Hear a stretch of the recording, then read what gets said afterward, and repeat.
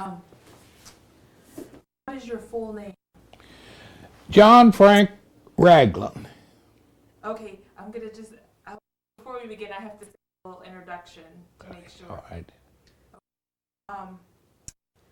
And then whenever I ask you a question, you can answer in a complete sentence. So if I say, what is your name? You say, my name is. So people know the question, because my voice is going to be cut out of the tape. Can you hear me okay? Could you get any closer or? I'll talk louder. If I can go a little closer, am I okay? All right. Okay. My name is Deanda Johnson. I'm interviewing Mr. John Ragland at his home here in Chillicothe, Ohio on August the 8th, 2007 for the African American Presence in the Ohio River Valley Oral History Project. Mr. Ragland, can you please tell me your full name? John Franklin Ragland. And please spell it for me. Ma'am? Please spell it for me. John Franklin Ragland. Okay.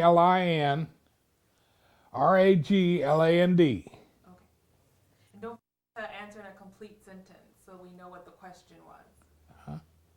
Okay. What is your date and place of birth? My date of birth was August 9th, 1930 in Jackson County, Ohio, in the community of Big Rock. And were you born at home or in a hospital? I was born at home. What do you consider your family's ethnic or racial background to be? My what? Your family's ethnic or racial background.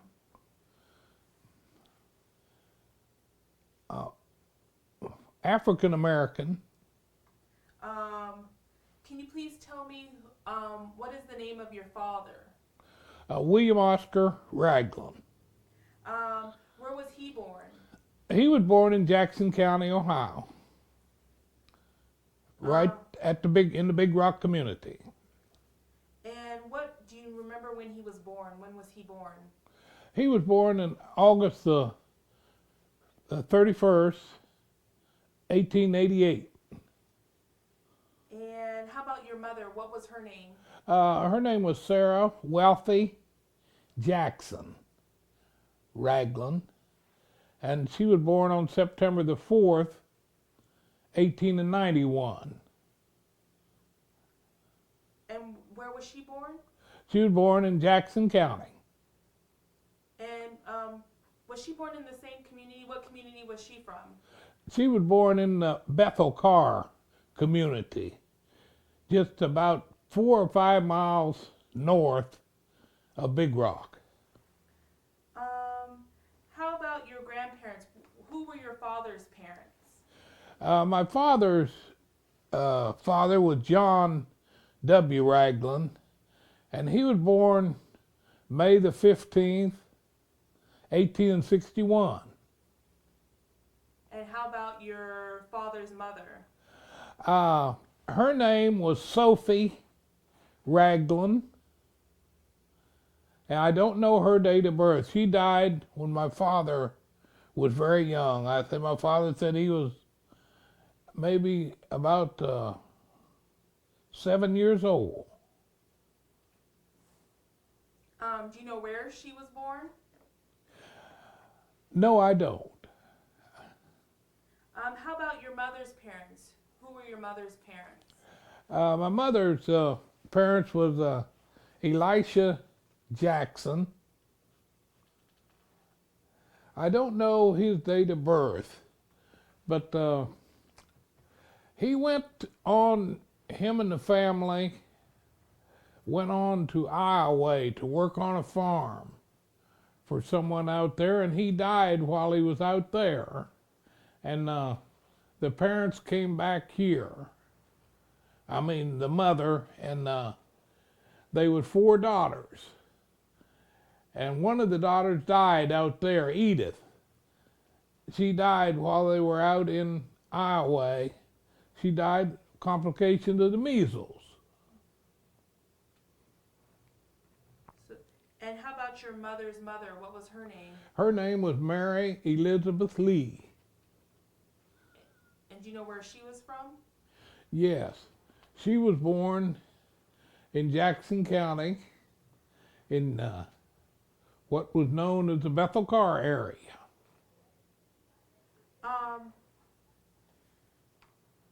Can you please tell me the names of your siblings and when they were born? Yes, I'll start with the oldest. Yeah. Phyllis.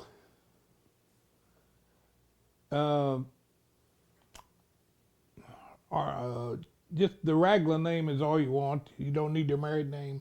If you have that, that would be good too. But if you don't have that, that's fine. Yes, Mary.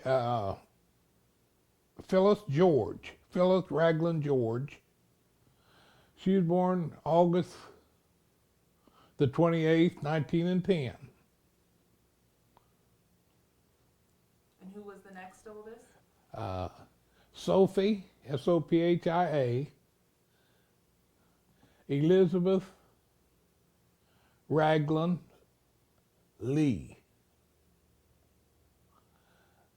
She was born December the 22nd, 1913. And the next after Sophie? The next sibling? Yeah. Ernest Wesley Ragland. He's born October the 13th, 1915. And then the fourth oldest? Joseph Earl Ragland. He was born January the 5th. No. January the 2nd, 1917. And then after Joseph? Thomas R. Ragland. He was born December the 7th, 1919. And after him? Then Evelyn Ragland Morrison. She was born August the 9th, 1924. And then after her? Russell Ragland. He was born October the 9th, 1925. And after him? And Betty Ragland Burley. She was born March the 12th, 1928. And after her? Then John F. Ragland was born August the 9th, 1930. And that's you, right? Right. And then after you? And then Ralph Ragland, he was born August the 27th, 1933. And then the last sibling? And then David Ragland, he was born March the 5th, 1935. And there were a total of how many children? 11 children. And out of those 11 children, how many are still living? 2. Me and Betty Burley. And she was what child was she? Let me see, David, Ralph, me, and Betty. She's 4th from the bottom. Okay, so she's right above you. Yeah. Okay. Can you tell me a little bit about your spouse? Who was your spouse? Oh, your wife's. What was your wife's name? My wife was Betty Valentine. And we were married in 1951. And when was she born? She was born May the 10th, 1933. And where was she from?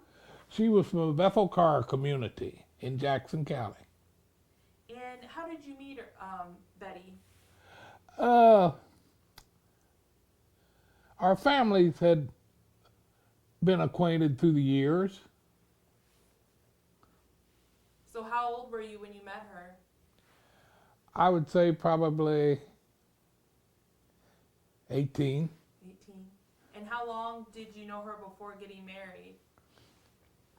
Oh, 2 or 3 years. So how old were you when you got married? 21. And where did you get married? I married in Jackson. At a church, at the Justice? No, just got married at the courthouse. And do you remember who was in attendance? Her parents, Betty's parents.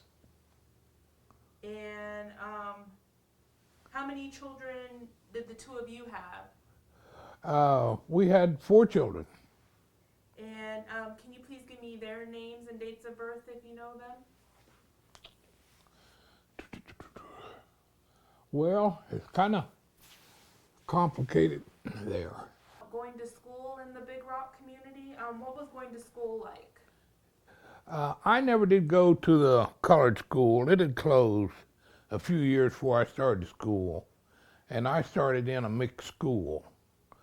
But there was still a lot of bitterness at the time I started the school. I started school about 6 years after the colored school closed. And we were never accepted in that school. And consequently, a lot of friction. Back at that time, there was a great racial issue in the area. It wasn't spoken out loud, but it did exist. I heard my father say that at this colored school, we had a teacher that had been educated at Wilberforce. Have you heard of Wilberforce? Yes. She'd been educated at Wilberforce, and she had a degree, and she taught there. Well, down at the school, the white school, there was the teachers there that back in that day, if you could pass the Boxwell exam after high school, you could teach school. And they had a teacher down there that just had a Boxwell exam, just passed the Boxwell exam. She's a high school graduate and passed the Boxwell exam, which made her eligible to teach. So when it come time to hire a school teacher, this black teacher with a degree, she applied for the job and she couldn't get it. They wouldn't hire her. But they hired the teacher that didn't have no degree to teach a school. So this lady went on back to Cincinnati, and she used to come out and visit us from time to time after that, and occasionally we'd go to Cincinnati to visit with her. What was her name? What was this teacher's name? The teacher there was named Mabel Howard. And, go ahead. How did you get to school? how to get to school? Yeah. Oh, there was a little school bus. There's a man in the community had a little school bus. And we used to ride that school bus. And sometime when the snow was too deep for the school bus to go, which there wasn't no road graders back there in that day to clean off the snow off the road, our dad would take the horses and the sled and put some hay on the sled or something for us to sit on, and he would drive us to school. Him or one of my older brothers would drive us to school with the horses and pick up kids along the road and take them to school on the sled with the horses. So when you were in school, how did the grades go? We had 8 grades in one school, one room. And what did that make like for going to school? How was that going to school in a one-room school? It had its benefits. If you were a good listener, you could advance yourself by being in a one-room school. You could hear other children recite. It had a little problem to it too. While the children were up in the front of the class reciting, you were back here in your seat trying to do your work, and it's kind of hard to study and concentrate when somebody else around you is reciting or spelling or reading or something like that. If they're reading and you're supposed to be working your arithmetic, you'll listen to them read instead of, because I know when I would just be a first or second grader like that, and you'd hear seventh and eighth graders reading, well, you'd kind of stop doing what you was doing to hear them read, because they were using words and things that you didn't know and use. And it had its advantage and it had its disadvantages. Now, what grade did you go up to in school? I finished high school. And what year did you graduate? 1948. And what did you do after you graduated? I did a little variety of things. I worked, the first summer I worked on the railroad, worked on the track, and then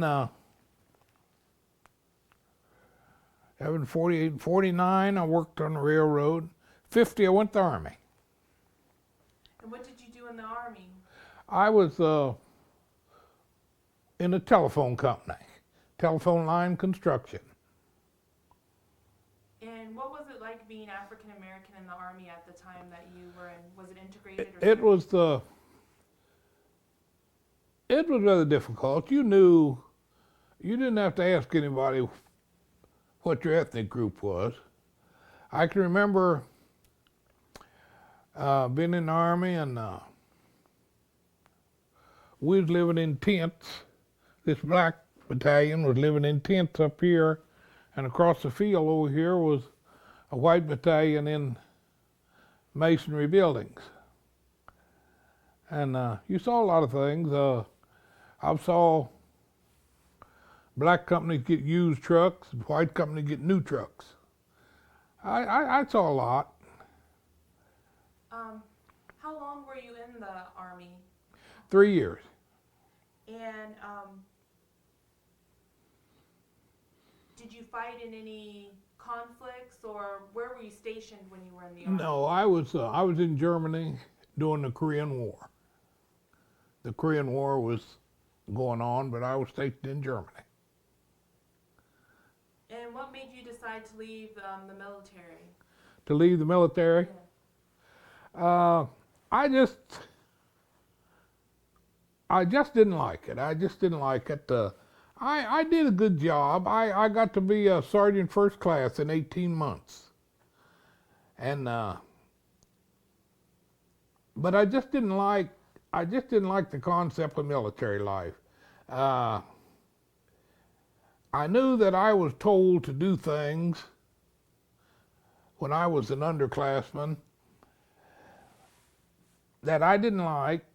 Then I rose up to a good height in rank, and I told other men things to do that I knew that they were capable of making their own decision. And one of the turning points with me in the service, after I was promoted in 18 months, I went I just like one stripe of being a top sergeant in 18 months. But I heard a sergeant tell a young man one day, all you have to be is the arms and legs, I'll be your head. Well, I knew then that I wanted out of service because I had my own head, and I didn't want to be no part of that. So what did you do after getting out of the service?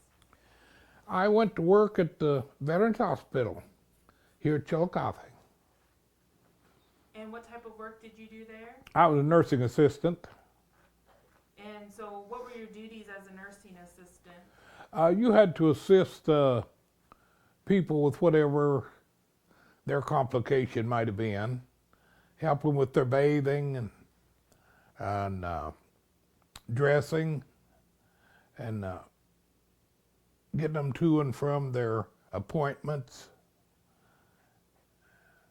Sometime, depending on who you was with, you had to spoon feed some people to help them get their meal. Some people wasn't steady enough to feed themselves. You had to help them.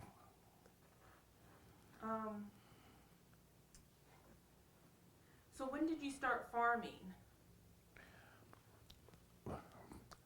Very shortly after I got out of service. I reckon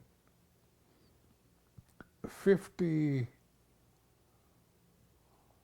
or 4. I'd say in 53 or 4. And can you talk a little bit about farming? Like, where was your farm and what kind of produce and Yeah. products you... Yeah, it was in Jackson County, in the Big Rock community. And I kept cattle and hogs, raised some grain and hay, and it was hard work, and a lot of times it wasn't profitable. What I was doing wasn't profitable, but I lived on the farm and I had my own place to live, and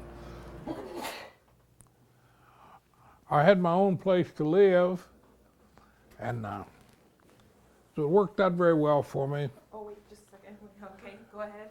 When you wasn't making money with crops or livestock or something, you had free rent, so you compensated one thing for another. Now, what would you do with the things that you grew? Well, a lot of the grain and hay and stuff you growed, you fed it back into the livestock, and then you sell livestock. And occasionally you'd come up with a little excess grain and hay and thing. You'd sell that. And how long did you farm or make a living from farming? I farmed from about 53 or 4 up until about 94. About 94. Yeah, about 94. And what made you stop farming? What did I start? What made you stop farming? When did I start? No, what made you stop farming? Oh, what age I started farming? No, what made you stop farming? Oh, it was my physical condition. I'd begin to get so I couldn't keep up. I couldn't do the amount of work that I had to do. Now, when you were a farmer, what type of help did you have? I had good health. Good health. Help. Who helped you on the farm? I had a brother that he was with me a lot. He liked it, and he had a little interest in it himself, and we done some things together. Mostly, it was the brother that was the next brother older than me.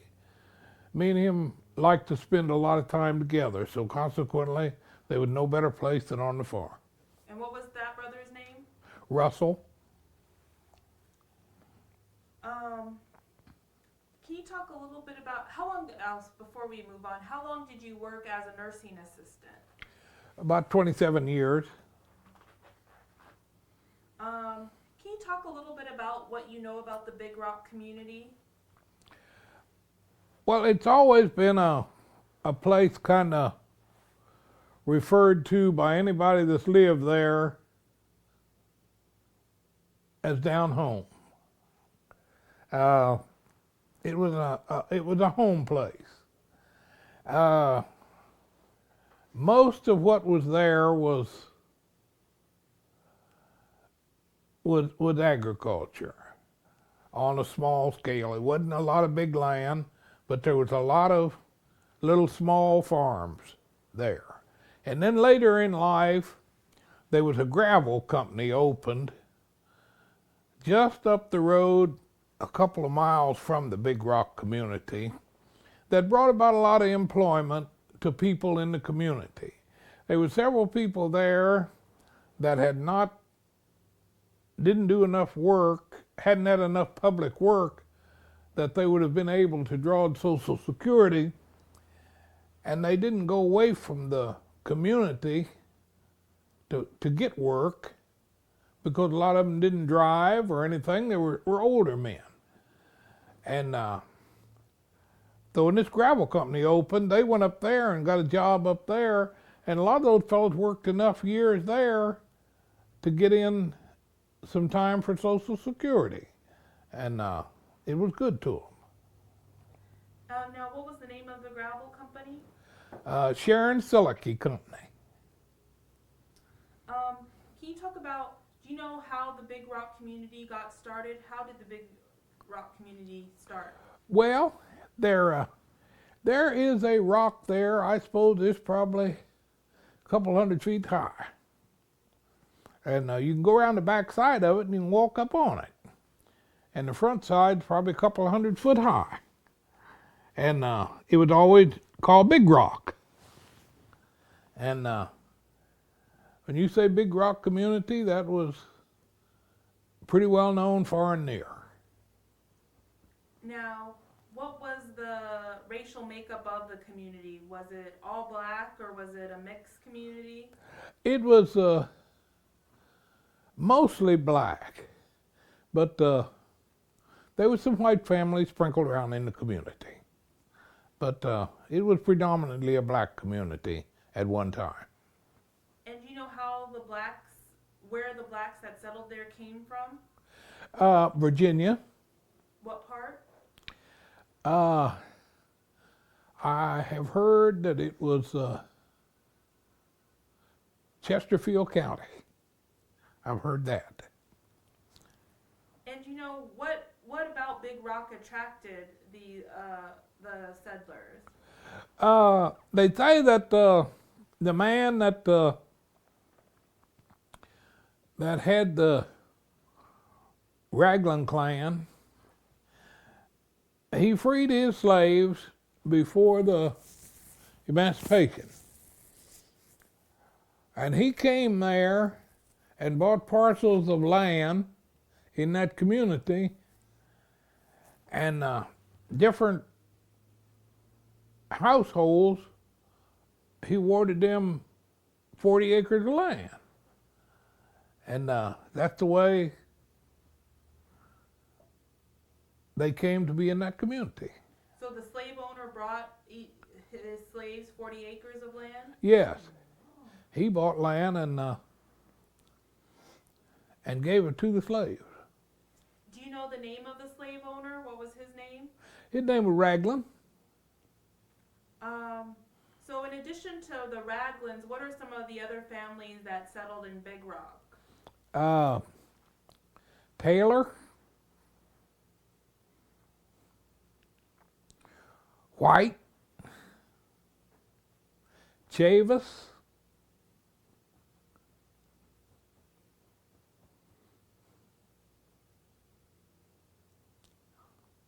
them are the names that comes to my mind. The place was infested with Ragland. I've heard my father speak of Ragland names. It's just a name to me. I had no face to put with it. What was it like growing up in the Big Rock community? It was a treat. It was a treat. If you growed up there and then you got to get out and move up a little bit, it was a treat because you had experienced the very lowly. You lived very close, and you had lived on very little, and then to get out and to acquire some more, it meant a lot. did the Depression affect the Big Rock community? What'd you say? How did the Depression affect the Big Rock community? What was life like growing up during the Depression? Well, I was just born in '30 when the Depression really hit, but I can see things now that let me know it brought about a closeness to people. People were very close.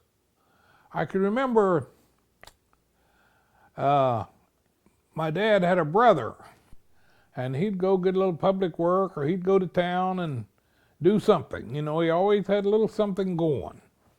And my dad was just there on the farm, and we had enough to eat, but there just wasn't no money.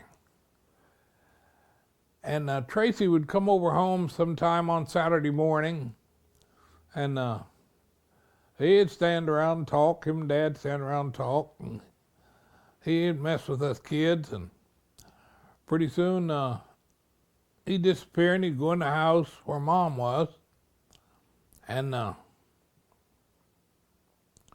then pretty soon Mom would get ready, and her and Tracy would walk over the hill. There wasn't no driveway back there to where we lived. You walk out. And they'd walk on over the hill. Well, you know, I didn't know then, but I know now what had happened. Tracy had worked that week, and he had a few dollars, and he'd come and give Mom a little money and take her to town, and she'd get a few much needed items. And that was things that brought about the Depression, that the Depression brought about. Now you mentioned your mom. What kinds of foods did you eat growing up? What kind of food? Yeah. We were blessed. We had a couple little orchards on our place. We had apple trees, had a couple of pear trees, cherry tree, plum tree, a couple of quince trees, and we always had some cows to milk. And we'd raise potatoes and turnips, and there was always berries. We'd pick berries. There was grapes around. There was rhubarb. And we raised a lot of vegetables in the garden, beans, tomatoes, cabbage, and everything. And all those things were things you could preserve and keep for the winter. And we had butter. I remember this one man, he's a couple years older than me, and we were talking when we used to go to school. We were talking the last few years, and I asked him, I said, Dwight, he's a white fella, I said, do you remember who used to have light bread in their bucket every day? He said, yes, said me and Elsie. Well, Dwight's father was a contractor, and he went to town every day, so he had light bread every day. And Elsie's father drove the high school bus, so he went down every day, so she had light bread. But the rest of us, we had biscuits in our bucket. And he said, I said, do you remember what I had in my bucket? He said, yes. He said, you had biscuits. And he said, I wanted one so bad. But he said, back in that day, he said, you couldn't trade light bread for biscuits, because he said light bread was a premium then. So we'd have biscuits, and in our lunch we'd carry biscuits and jelly, and had some applesauce or piece of meat on a biscuit, something. Now, can you explain what light bread is? What? What is light bread? Bread just like you buy in the store today, only it was homemade. So most of the food that that you ate growing up was food that your family produced, right? Yes. And so when your mom would go to the store, what types of things would she buy? Seasoning, salt, pepper, spices, and so you had your lard, and once in a while you'd buy some rice or something like that. You had your tomatoes canned, and beans. You had potatoes in the fruit cellar. Yeah. So how did your father mostly earn his living? He farmed, and then during the WPA years, you ever hear of that? Mm-hmm. He worked for WPA. Some during the Depression. That was a federal work program. What type of work did he do for the WPA? Do you know? They built roads and made fields and things like that. He had a team of horses, and he worked horses on that project all the time. Growing up, was most of the clothes you wore bought or made? What? When you were growing up, how did you get your clothing?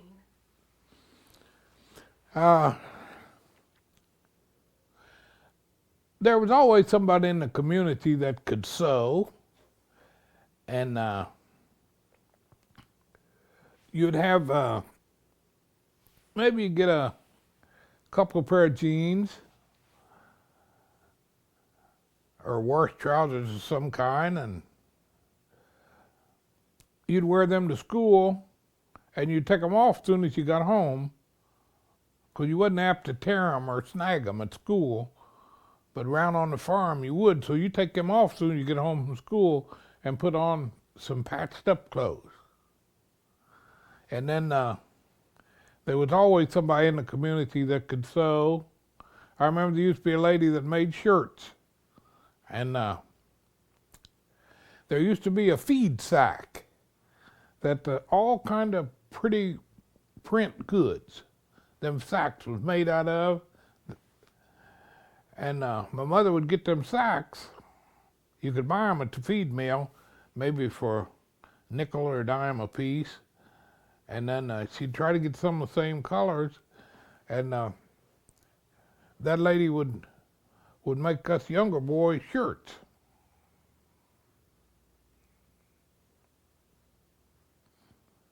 How about, what did you do for fun growing up? For fun? Mm-hmm. I can remember playing ball a lot, and we used to,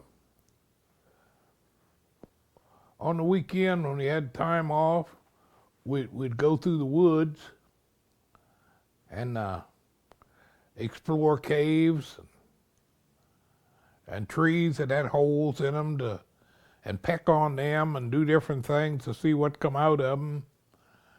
And we'd go find honeybees used to sit up there high inside a hollow trees. We'd go find honeybee trees and go places and around the community and play with other kids. And then when you go around the circle enough, they'd come and play with you. How about movies? What role did movies play in your fun growing up? Well, I was pretty good size before I ever seen a movie. There just wasn't too much going on as far as the movie was concerned. There was, down to Jackson, there was only one movie you could go to, and oftentimes we just didn't have the money to go to the movie. I remember one time I was getting ready to go to the county fair. My uncle was going to take me to the county fair, and I remember my mother had a 50-cent piece, and she gave me the 50-cent piece, and then she told me to give it back. She said, "That's too much money for you to take up there and waste." Said, "Tracy will give you some money." That was Dad's brother. So I went, and he did. But I just think 50 cents was too much money to waste.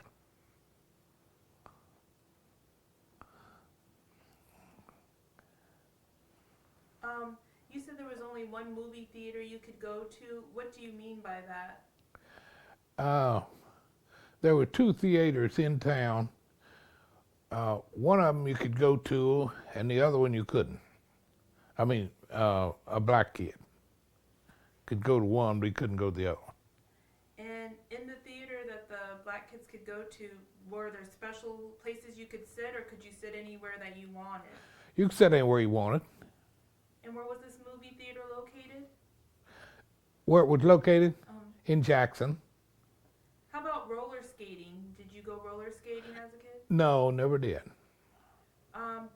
You mentioned the theaters being segregated, or black people being weren't allowed to go to one and allowed to go to the other. Can you remember other incidents of segregation when you were growing up? Oh, not. It was such an undercover thing. Some of it was so smooth that you didn't even see it. I didn't see it until later. At my 50th class reunion, there was one of the more prominent boys in school and in the village of Jackson. He came over and sat down with me and talked. And he told me, he said, "I have went away," and he worked in metal. He was a salesman for metal. Not rough iron metal, but precious metals. Metals like you'd use to make surgical instruments and things. That's the kind of stuff he was involved in. And he told me that he got to thinking about me and Charlie Jackson. We were the only 2 students of color in our class. And Marshall was in that class too. And he told me that he had been thinking, and he said, "I've just got to say something about it." He said, "I think about you and Charlie." He said, "You guys were never in none of the class plays." Said, "You never took part in any assemblies at school." Said, "You didn't play on none of the squads." Said, "You were never a class officer." Said, "You never had a position." Said, "You never showed up at any of the dances." He said, "It must have been lonely, wasn't it?" I said, "It was." He said, he said, "I didn't pay any attention to that when I was going to school." He said, "I just thought that's the way it was supposed to be." He said, "I just thought that's the way it was." But he said, "That's not the way it's supposed to be." He said, "You guys had to be lonely." He said, "It would rarely you ever came to a football game." I said, "Yeah." But he said there was nothing I could have did to change it back there then. He said, "I was a student just like you." But he said, "I want to ask your apology for not saying something sooner. I want to apologize to you for not saying something sooner." How about swimming growing up? Did you go swimming? Swimming? Mm-hmm. Yeah, there was a stream. There was a stream run through our place, through our farm.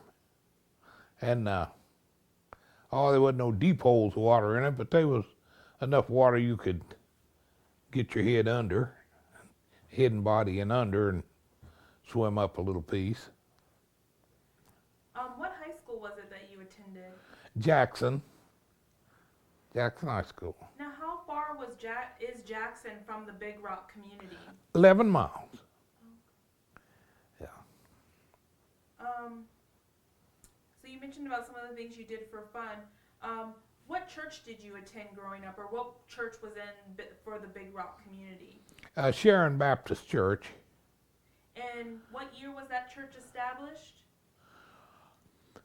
You know,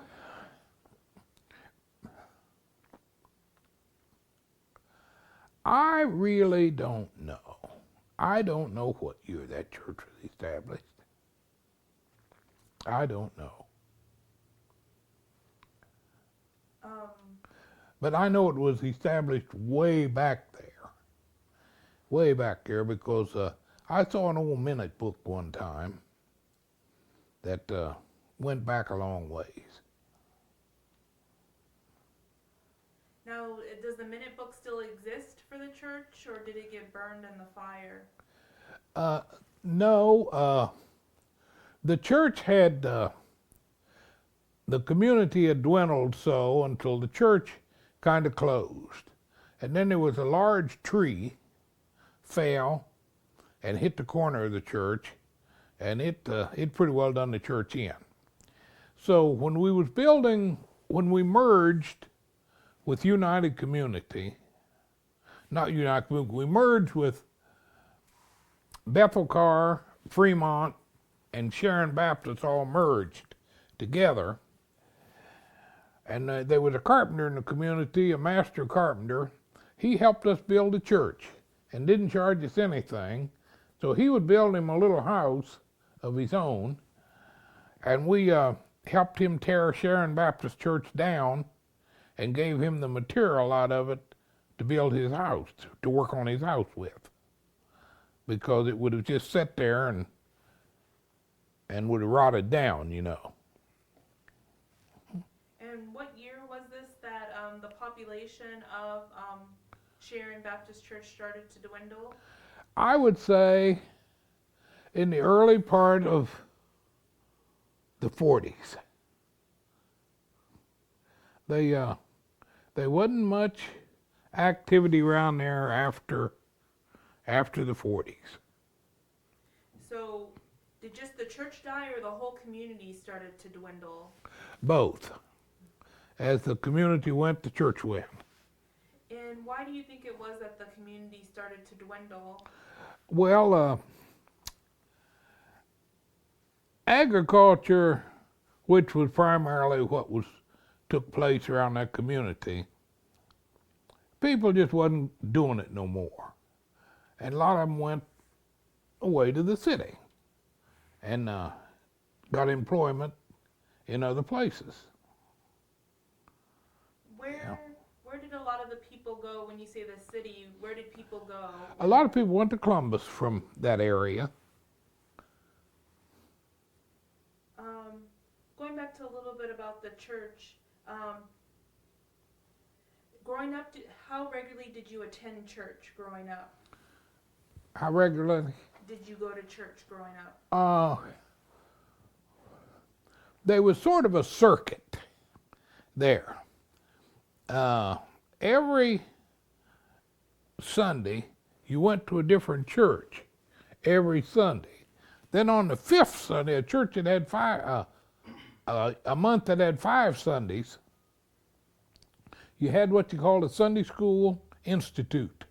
All the churches come together in one place and had a Sunday School Institute. At that time, we would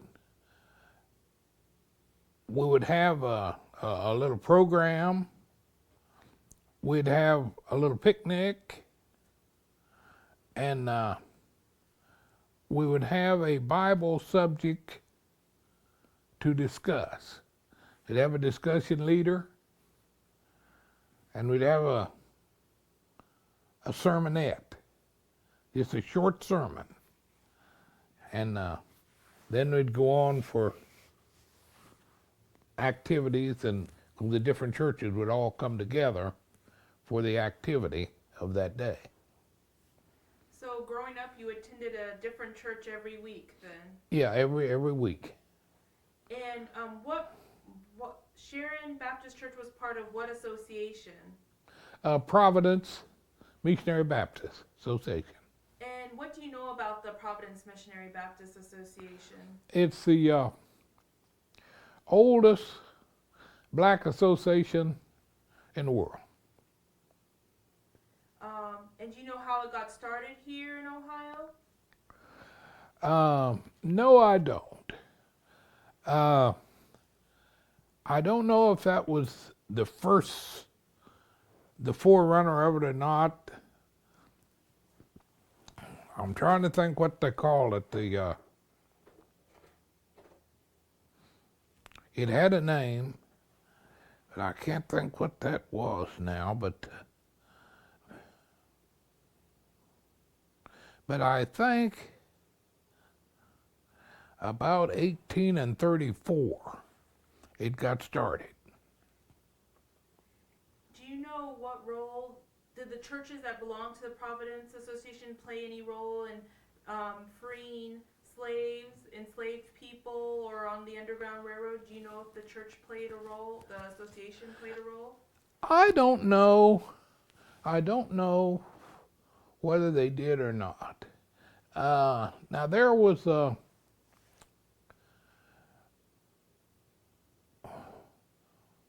only so many churches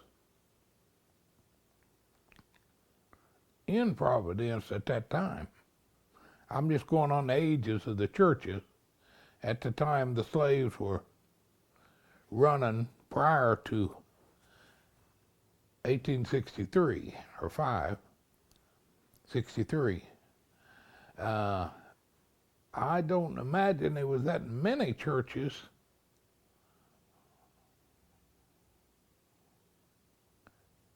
in Providence at that time. Of course, there bound to have been some because the association started in 1834. Okay, he's just going to change tapes really quick.